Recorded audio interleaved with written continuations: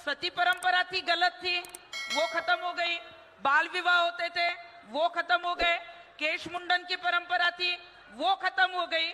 और परंपरा ही अगर ये कहते हैं तो मैं इनको पूछना चाहूंगी, आपको बहुत ही अच्छी परंपराओं को लेकर आगे जाना ही है तो हम आपको सपोर्ट करेंगे।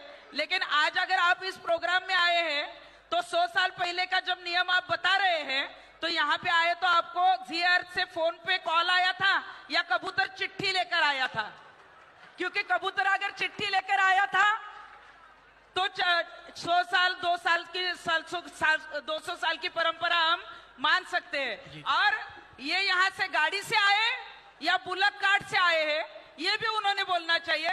मतलब जैसे समाज बदल रहा है, जैसे परिवर्तन हो रहा है, वैसे हमें चेंज होना चाहिए। और वहां पे अगर ऐसे कुछ गलत नियम होते हैं और वहां पे सुप्रीम कोर्ट का आदेश आता है, अभी भी सुप्रीम कोर्ट ने कोई पाबंदी लगाई नहीं है, कोर्ट के आदेश के ऊपर कोई भी स्टे नहीं है, फिर भी वहां पे महिलाओं को नहीं छोड़ा जाता। मतलब हमारा धर्म और अयप्पा स्वामी जी ने कभी कुछ गलत नहीं कहा है।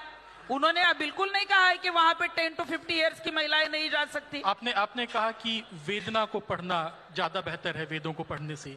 सो इन लाखों जो महिलाएं थी उनकी वेदना का क्या, जिन्होंने कहा कि मंदिर में प्रवेश नहीं होना चाहिए और जो सड़कों पे थी विरोध कर रही थी, उनकी वेदना के बारे में इसके लिए मैं कहना चाहूंगी कि जब लाखों महिलाएं विरोध कर रही थी उनको हमने ये कहा था कि जिनको वहां पे नहीं जाना है आप मत जाओ। लेकिन लाखों महिलाएं जब 1 जनवरी 2019 को 30 लाख से ज्यादा महिलाएं जब ह्यूमन चेन करती है और महिलाओं को प्रवेश मिलना चाहिए इसलिए रास्ते पे उतरती है, तो उन महिलाओं की भी वेदना को पढ़ना चाहिए। अभिनव, मैं एक इनसे कह सकता हूं, आप क्या कहना चाहती हैं कि कुरान गलत है जब वो कहती है कि औरतों को कैसे ड्रेस होना चाहिए? कुरान गलत है? नहीं, कुरान गलत नहीं है। अब क्या हो जाता है? कुरान गलत नहीं है, लेकिन अब सडनली क्या हो जाता है? सारा प्रोग्रेसिवनेस कहां चला जाता है आपका? नहीं, सुनिए। बोलिए। It was at this moment that he knew he fucked up. Shut up. Girl, you talk too much. Shut up. Talk too much. Shut up. You know, I don't expect the communists to be sensible, but this takes their lobotomized logic to another level. DD routinely, as you said, broadcasts religious ceremonies of all other religions, but then it is secular. The communist government runs and leeches billions of Hindu temples in taxes, but then it is secular.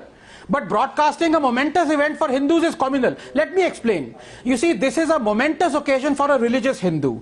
A temple is going to be resurrected at what they believe is the birthplace for their more revered God. This is a once in a millennium occurrence, as you said, barring the religion ordained destruction of this temple as well by an invading tyrant, but little chance of that. And this is a momentous occasion, Rahul, also for all Indians, including Darwinian atheists like me. Momentous because when 1.3 billion left it to 5 to decide the fate of this temple, India wrote her history with the grammar of justice, not anarchy. Momentous because the murder and conversion of millions, the destruction of thousands of temples, the desecration of a way of life turned us into a people not aware of our own painful history and therefore constantly searching for answers, forever drowning in ridicule and self-loathing, feeling inferior, weakened, prone to division. Momentous because for 70 years we have been taught to forget historical injustices. From Somnath to Kashi Vishwanath, these injustices have deliberately been made visible, as though to lionize the debasement, celebrate the humiliation. And the irony is that the same people who have taught us this, drilled this self-loathing in us, these same people want others to fight historical injustices around the world. They condemn barbarians of the West hither to worship, like the Confederacy generals Rhodes, Churchill, Pizarro, Murray, Colston, Leopold. The left is celebrating their statues being brought down as we speak. But here in India, the same left eulogizes barbarians like Tipu, Aurangzeb, Babar, Khilji, but no more. A confident and just India will rise from the ashes of a meek and victimized one on 5th August. As one who believes in correcting historical injustice across nations.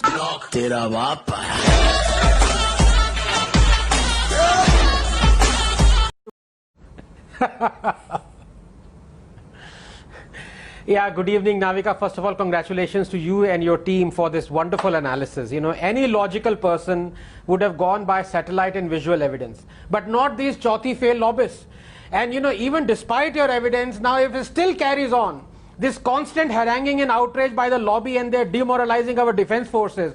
I'm telling you, the only solution is to make Rahul Gandhi the Prime Minister for a day, like what happened in a Hindi film. Let them at least relax for a day. Abhi to 4 saal aur zaleel hona hai, minimum. You don't realize that theirs is the hand that rocks the cradle, with Rahul Gandhi in it. But to be serious, I mean, these guys have turned this into a joke. Every morning they wake up and chew datun and have Karela juice for breakfast, lunch and dinner, and then come on your show and spew all this bitterness. Arey bhai, kitni baar bolu ye baat ki LAC remains undefined at most places in Ladakh. In fact, 500 of the 900-kilometer border there comes under the so-called LAC differing perception. Even the status quo is disputed by both sides, as General Bedi just now has said. So these transgressions are normal and historical. Now I ask Ashutosh this simple question.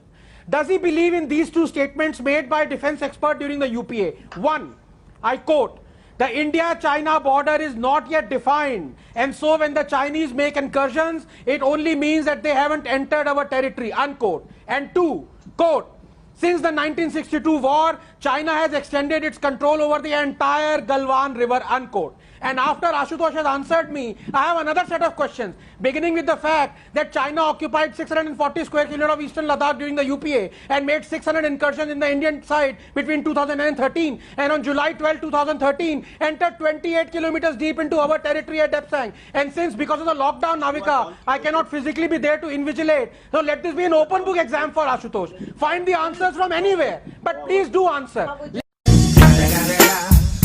The motherfucking Eagle Double G. Snoop Dogg. Please give me a minute. Take all your time. I've been listening patiently to you, sir. At least I deserve that. Take your time. Thank you. Navika, Take one your has to time, be either Arundhati Roy or a clown high on good weed to believe a word of what Amnesty peddles in the name of human rights.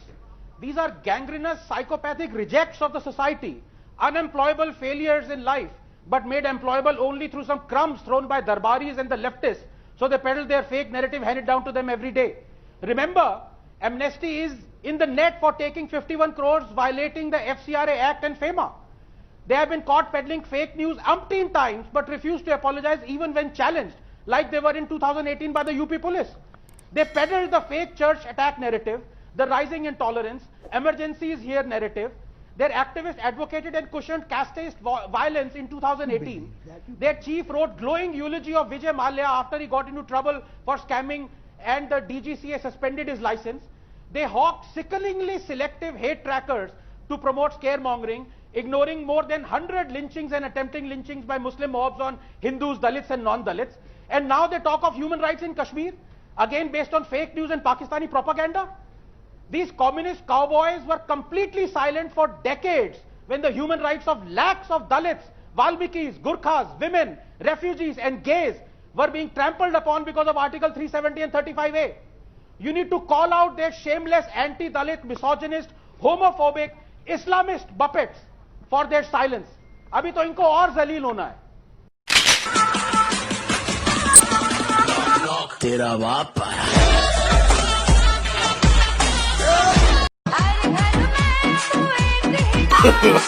no.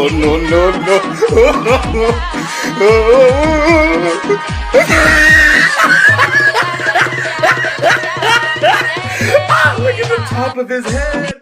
अरे क्या कर रहे हो? Video पसंद आए तो video को like कर दो, एक प्यारा सा कमेंट छोड़ दो और चैनल को भी सब्सक्राइब कर दो यार.